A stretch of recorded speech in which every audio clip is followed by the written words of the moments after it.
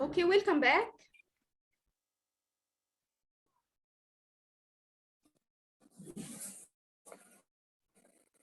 Welcome back.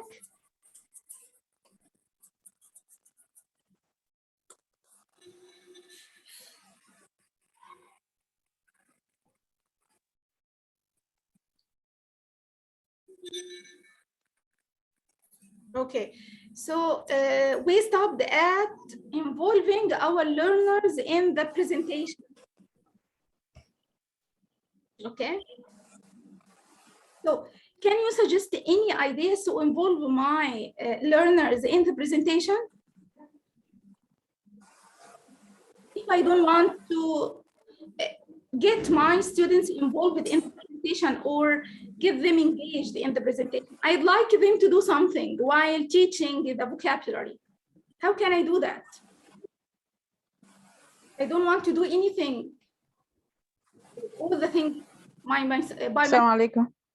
Alaikum salam. How are you, Mrs. Hannah? Alhamdulillah. أسماء محمد نجيب معاك. أنا ازيك يا أسماء عاملة إيه؟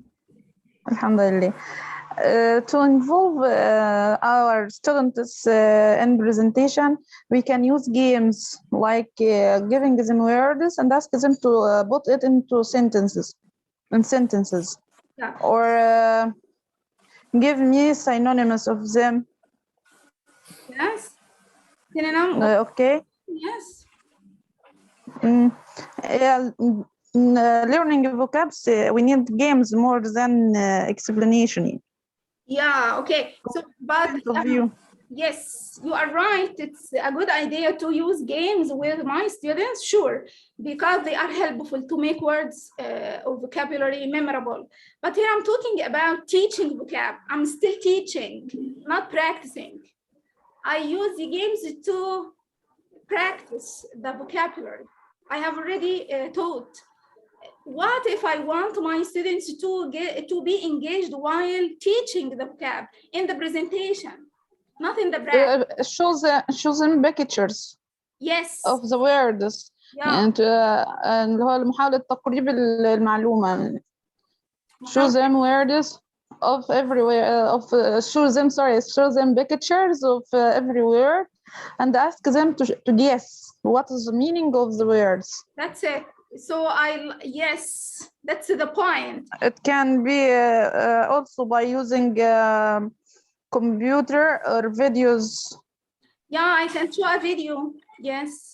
And ask my students to guess the meaning of the word I'd like to teach. Through the video. Yes. And Ms. Teresa in the chat box wrote, we can let them help us hold the cards and play with them. Yes, play with the cards. Yeah, sure. Yeah. Yes. Thank you, Teresa, and thank you, Miss Asma. I'll share the screen again. Okay. And here I suggest some ways to involve our students in the presentation, again, in the presentation, not in the practice. Okay. So here we have the first way is elicitation. As you said, Ms. Asma, to ask my students to guess the word. So here, the teacher doesn't say the word at once. I give my students a chance to guess the word. How can I do that? Give them a clue, a piece of information. Yes, elicit. Yes, please say that. So to elicit the meaning from my students. So I give them a clue. This clue can be a sentence, a definition, a synonym, show a picture, as you said, Asma, or show a video. It can be antonym. It can be a simple definition. So a clue about the word and ask my students to give this word according to their understanding. So here I am eliciting the word from them. So here, what I'm doing, in fact, is engaging my students in the presentation So they will speak more. I will increase students talking time, and they will pay attention all of the time, okay? But here we have certain steps if I want to elicit the word from my students. First, I elicit the word. So I give them a clue. And after that, I'll check their understanding of this word using CCQs. And I'm sure some of you know concept checking questions. These kind of questions helps me to check that the students understand the meaning of the word or the concept of teaching, okay? After that, I drill, repeat with my students. After that, I write it in the board. This is the form, okay? So here are the steps if I want to elicit. First, I elicit the word from the students. I give them a clue and I elicit the word. After that, I ask them CCQs, concept question, okay? So is it big or small, okay? Is it useful or not? Is it a good idea to do that? So from their answers, I can check that they got the meaning, okay? After that, I drill to highlight the spoken form. Then at last, I write the word on the board to highlight the written form, okay? Yes, smart questions, yes. So here I don't ask my students, do I understand? Because they will say yes. Move their heads like that, okay, up and down. So here, it's supposed to ask them concept checking and to check their understanding. So when I say Ahmed is honest, is it a good idea to be honest? Ahmed, if he finds money, what will he do? Will he have the money to himself? Will he keep the money or give the money to the teacher or give the money to the person in the place, for example, okay? So here I'm asking questions to check whether my students got the meaning or not. After that, you can highlight the spoken form using drilling, repetition, and at the end, you can highlight the written form by writing it on the board, okay? This is the first way to involve your students in the presentation, eliciting. Here, your students are active, okay? Okay. Here I have a question. Is it a good idea to overuse elicitation?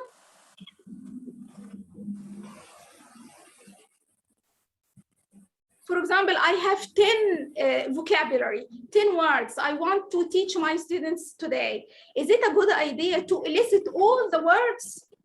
No, we must verify. Yeah, you must verify, yes. Why? Why I shouldn't elicit all the words at once?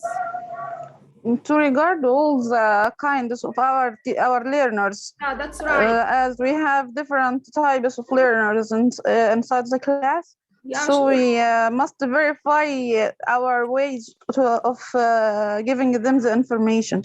Yeah, sure. Thank you, Asma. So here I am, I look after the level, the different levels of my students. Yes. Yes, thank you. That's right. And if I overuse the elicitation, I can find that only the clever students engage with me or involve with me, and the other, yes, the other got bored. As Raghda said, not getting them bored because they will get bored if I overuse elicitation. Yes, that's right. Thank you. And lazy students may find it a good chance not to participate. That's it. Yes, they got frustrated, and it's okay. My teacher keep eliciting the words with my friends, and I keep sitting and want to speak anymore. Yes, so it's not a good idea to use elicitation very often. So just pick the word that suitable for elicitation. Because here I know my students' background and their previous knowledge, and according to them. Yes, Raghda? Okay. I'm sorry, I didn't. You want to unmute yourself? Yes, okay. Okay, Rahda? I ask you to unmute. You can unmute yourself, Rahda, because here I can't unmute you.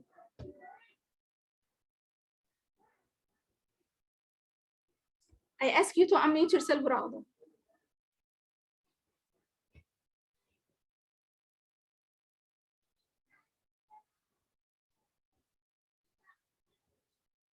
Okay, so this is for elicitation. Another way to involve my students in the presentation is personalization. To find a connection between what I'm teaching and their life.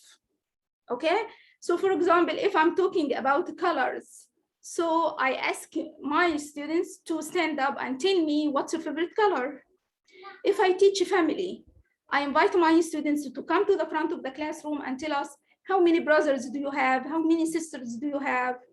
Okay, if I'm teaching rooms of the house, so I ask my students to come and describe their bedroom, their living room.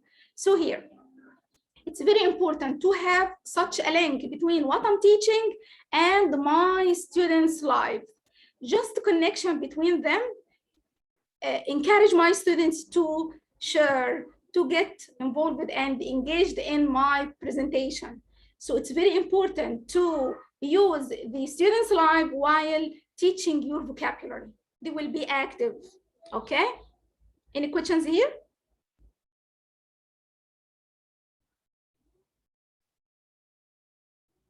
If you have any questions. Can you hear me? Not so obvious. It's clear, okay. Okay, so here we have two ways to involve my students in the presentation. Number one, elicitation, and number two, personalization, okay? This is for the presentation, okay? Okay, what after presentation? I like my student to think about the words I'm teaching. Okay, not only repetition or write it on the board. I'd like to get my student think about these words and use their thinking to learn more about these words. Something like practice these words. How to put words to work. Here I mean brain work. Okay, to think about these words. Can you see the screen? Yes. Yes, great. Here we have three kinds of tasks or activities. Number one, integration activities. Number two, decision-making tasks. And number three, games. All of us love games, not only students. Integration activities. Can you guess what's the meaning of integration activities? Involving? Yes, involving what? The students to get information from them. Yes, you are about. So here we have information and I like yes. Like eliciting, but after understanding. Yeah, that's right. So here, Teresa, I have a kind of, yes, I have a kind of information and I like to make integration. Can you guess what I mean by integration here? What should be integrated? What should be integrated? Two things should be integrated here. Meaning or pronunciation? Pronunciation. No, not exactly. Okay, so integration activities, in fact, yes, yeah, go ahead. The shape of written words. The form? And the form of the word. And the pronunciation, that's what we measure at the end, and the understanding of the child of the meaning. Yeah, so you mean the spoken form and the written form? You mean that? Yes, yes. Okay, in fact, integration activities means to integrate. We have something in the chat box. integrate words into activities. I'm trying, Rauda, to unmute you, but there is something wrong.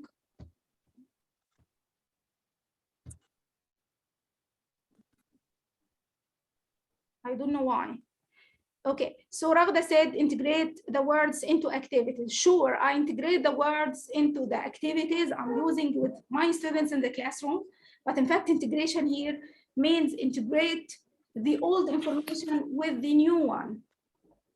Again, integration means to integrate what I'm teaching now, the new information, the new words, the new vocabulary, with what they have already known before, their background, their schemata, their previous knowledge, okay? So here, integration means integrate the new knowledge and the old knowledge of students, okay?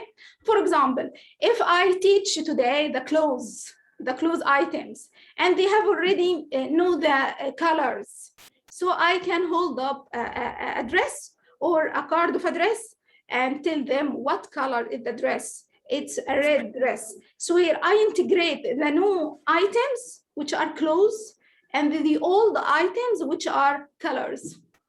For example, while teaching members of family, I can integrate the members. Combine. Yeah, integration means combine, yes. So Okay. yeah, so here I am teaching the family member. I can integrate this with the numbers. So how many brothers do you have? How many sisters do you have? Okay, if I teach any items and I want to revise the shapes, is it circle, square, and so on. So here I try to find a connection between what I'm teaching and what they have already known before, their old knowledge. Okay, this is what I mean by integration. Okay, so integration, new knowledge into old, new language needs to be integrated into the existing knowledge. So my students already know the family members, for example, and today I'm teaching the adjectives. So what about your grandfather? Is he old or young? What about your baby sister? Is she old or young? Okay, what about your father? Is he tall or short? So here, I integrate the new knowledge I am teaching, which is adjectives, and the old knowledge, which is family members. So try to find this kind of connection between the new knowledge and the old one to get them integrated, because your students will be active. Okay, this is what I mean by integration. So integrate the old knowledge with the new one. Okay, any questions here? Okay, this is the first way to put the words to work, brain work. Okay, here students will find this link and think about the words they are learning. Okay, another way, decision-making tasks. And I think they are enjoyable, in fact. Here we have tasks. Through these tasks, students will make decisions. So they will think and they will put words to brain work, okay? Number one, identifying. Number two, selecting, matching, sorting, ranking and sequencing, and the last one, production, okay? Number one, identifying. And here they just recognize the word. This is hand, this is nose, this is bag, this is pen, okay? So just recognize. And through certain activities, I can encourage my students to identify or recognize the words. Let's have a look here. Recognizing, and here we can use word search. Here I have animals. Students can search for the animals. Here students, yes, that's right. So here students just remember, just recognize, identify where the word is and circle it. Unscramble, I give them letters and put these letters into words. For example, NDHA, So this is hand. They will put the letters into certain order because he is recognizing that these words forming Combined with the picture or not? it's okay. It's up to your students' level. You can give them the picture and words like this. It can be the words only. It can be the pictures only. It's all about your students' level. You can make it easy or difficult. It's all about your students' level. Okay, and find 5 colors. For example, you can ask them to look at the picture in the first lesson, for example, and now find 5 colors. They will say, yes, I can see red, white, brown, green, blue, while pointing to the colors, for example. Okay? Recall previous knowledge here. That's right. Here I am recalling the words I'm teaching. So now we finished teaching. Now it's time for practice. Can you find all the words that begin with the letter B? Yes, miss, it's bag, it's banana, it's book, and so on.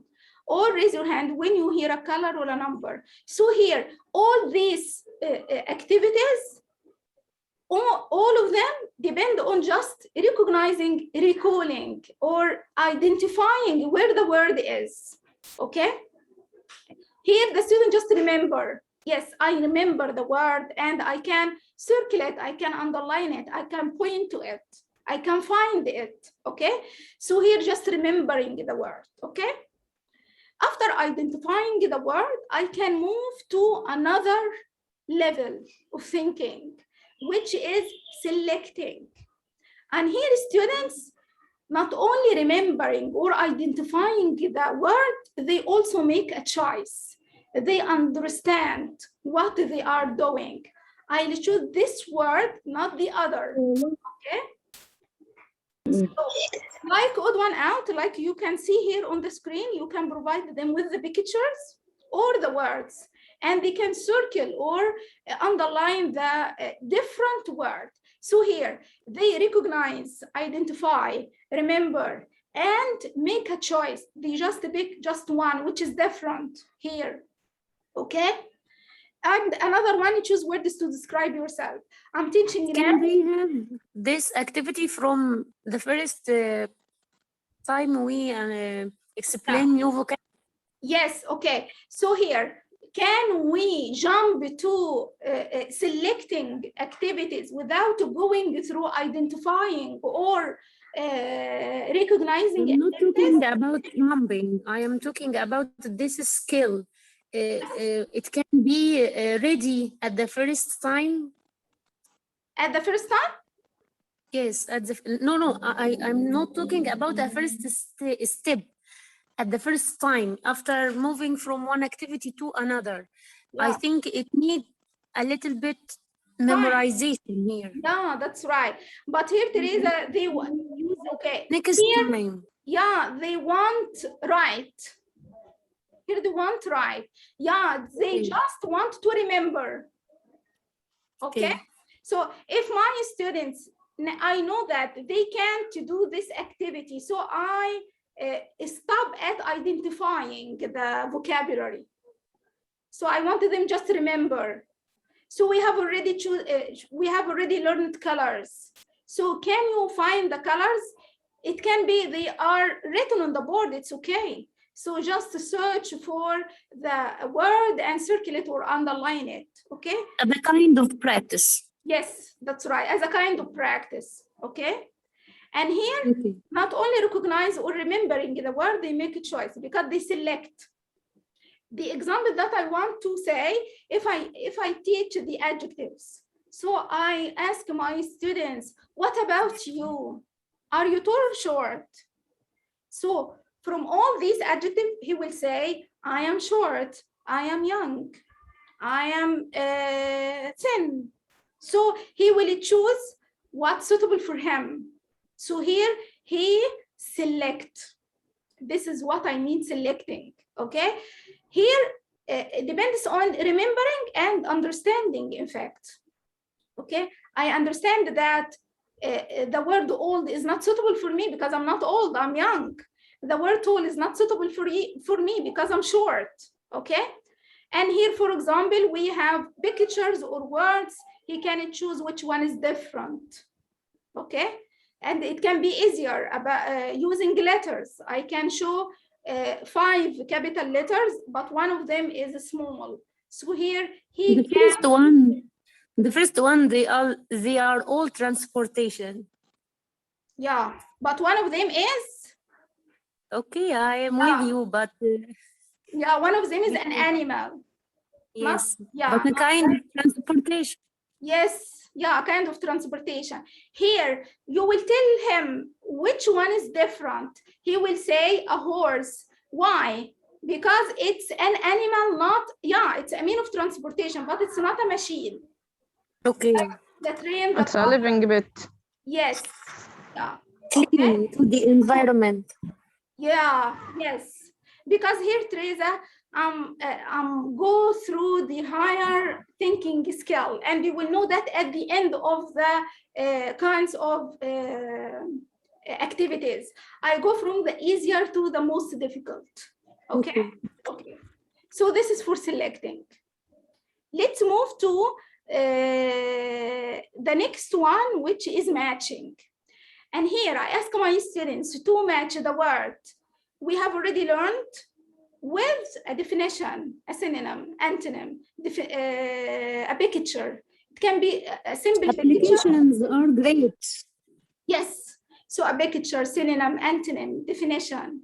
And here a famous activity, which is a memory card game, Bilmanism. Yes. Yeah, it's all about memorization.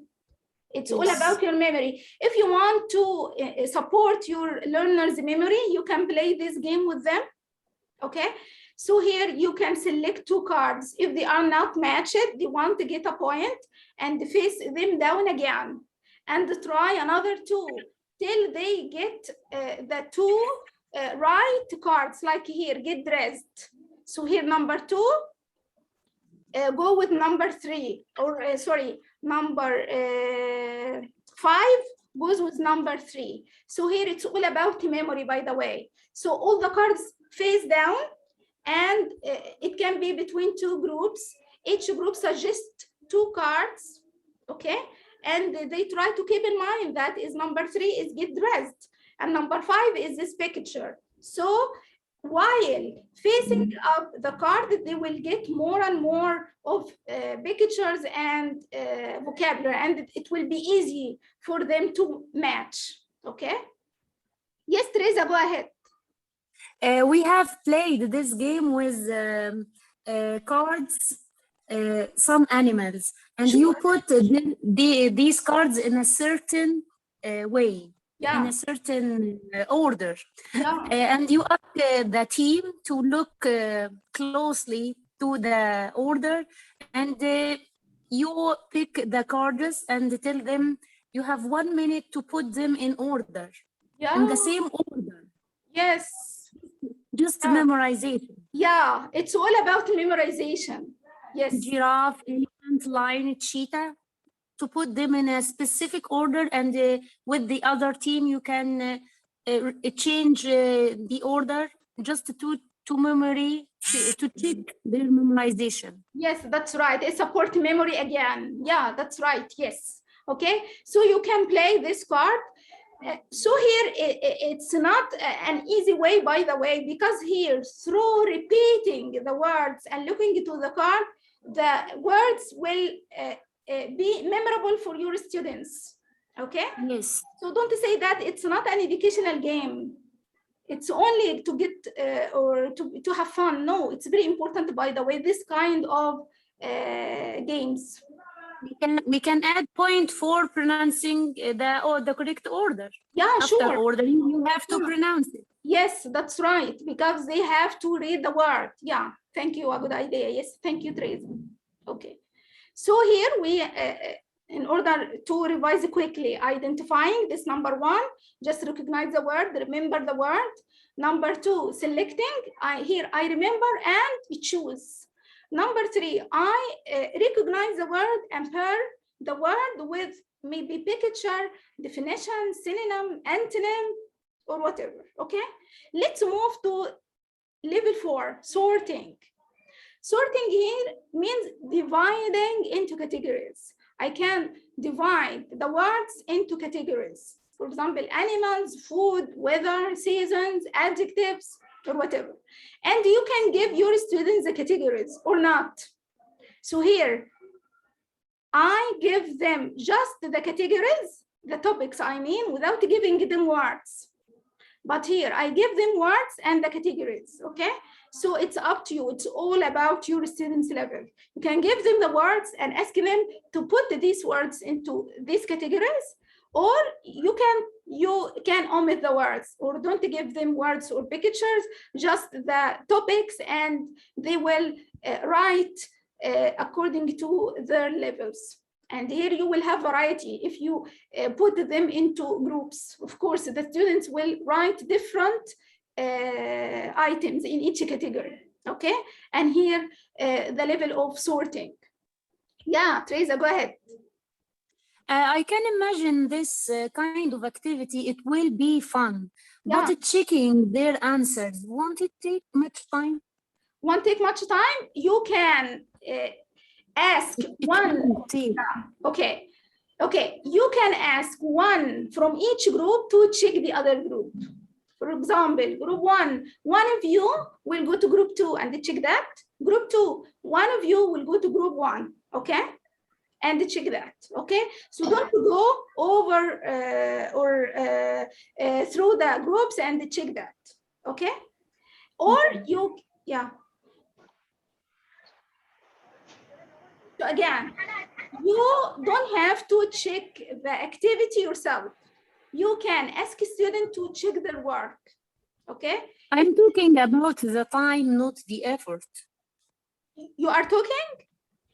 About the time, not the effort. Yeah, I'm saying that one of the group go to the other group.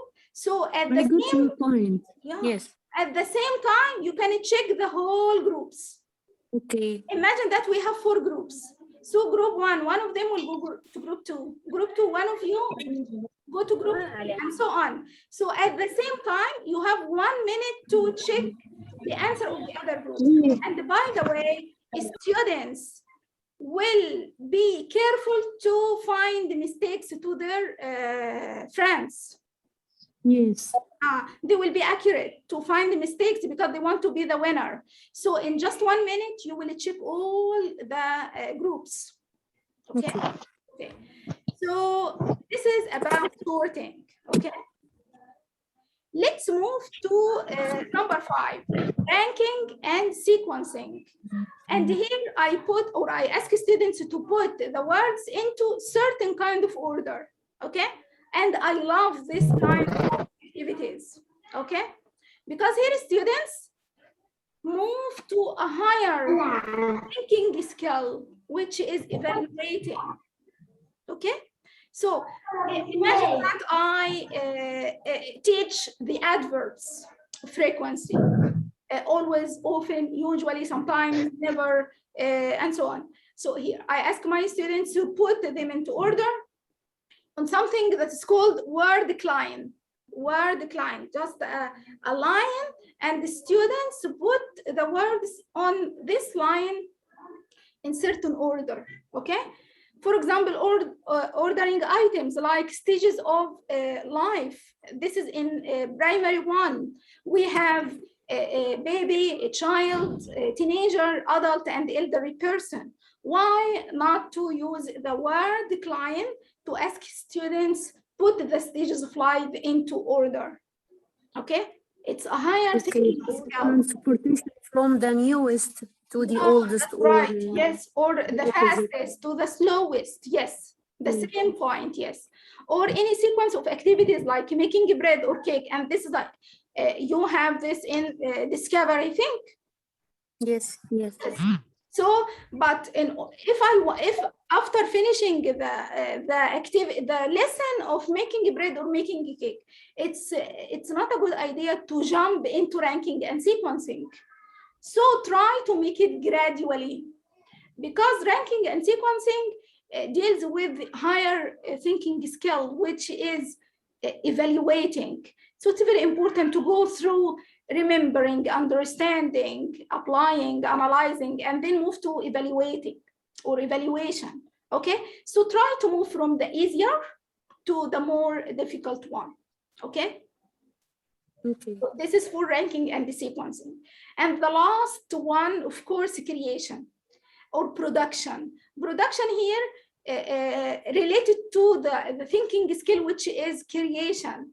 And production here, I ask my students to write sentences by themselves. And it can't be in the very beginning, by the way. For example, sorry?